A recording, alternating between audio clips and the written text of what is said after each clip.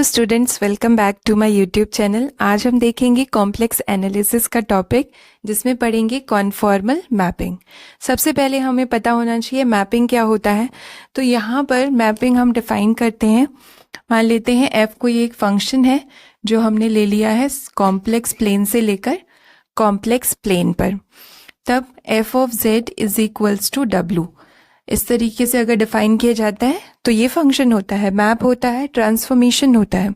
तो यहाँ पर जो हमारा f है वो एक फंक्शन है और ये z इस कॉम्प्लेक्स प्लेन का एलिमेंट है और w इस कॉम्प्लेक्स प्लेन का एलिमेंट है, मीन्स z की इमेज w है।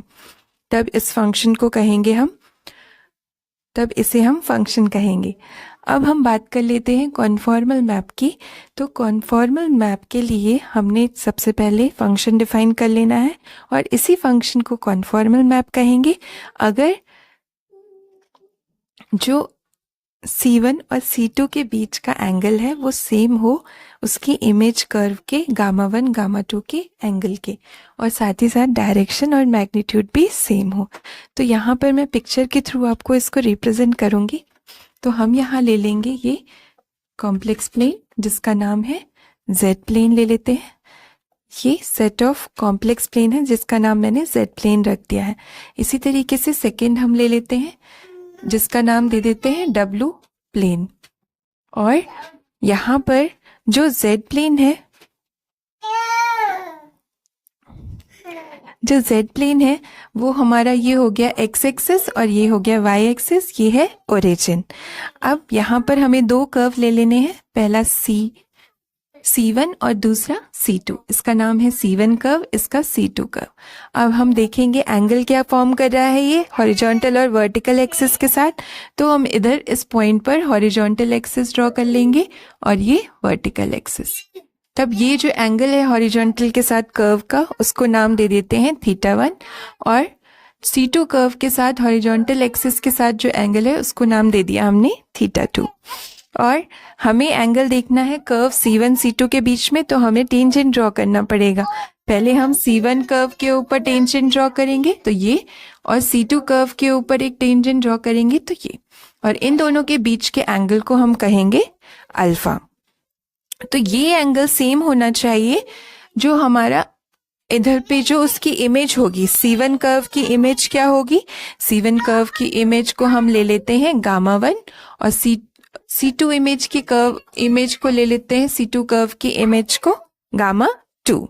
अब इन दोनों के पॉइंट ऑफ इंटरसेक्शन को जो हम नाम देंगे वो W0, और यहाँ पर ये है Z0।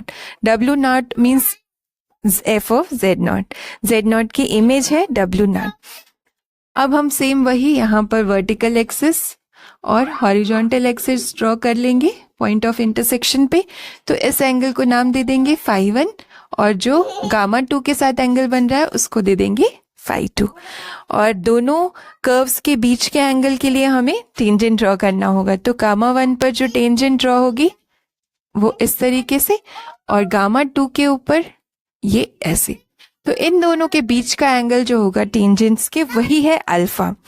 तो हमारा डेफिनेशन यही कहता है, कॉन्फॉर्मल मैप की डेफिनेशन हमें कहती है कि जो एंगल होगा C1 और C2 कर्व के बीच में अल्फा, वो सेम होना चाहिए गामा 1 और गामा 2 जो हमारी इमेज है कर्व्स उनके बीच के एंगल के, और साथ ही साथ डायरेक्शन और मैग्नीट्यूड सेम होना चाहिए।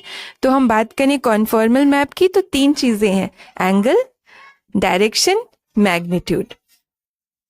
अब हम कुछ प्रॉपर्टीज देख लेते हैं, या कह लीजिए कुछ रिमार्क देख लेते हैं कॉन्फॉर्मल मैप के लिए।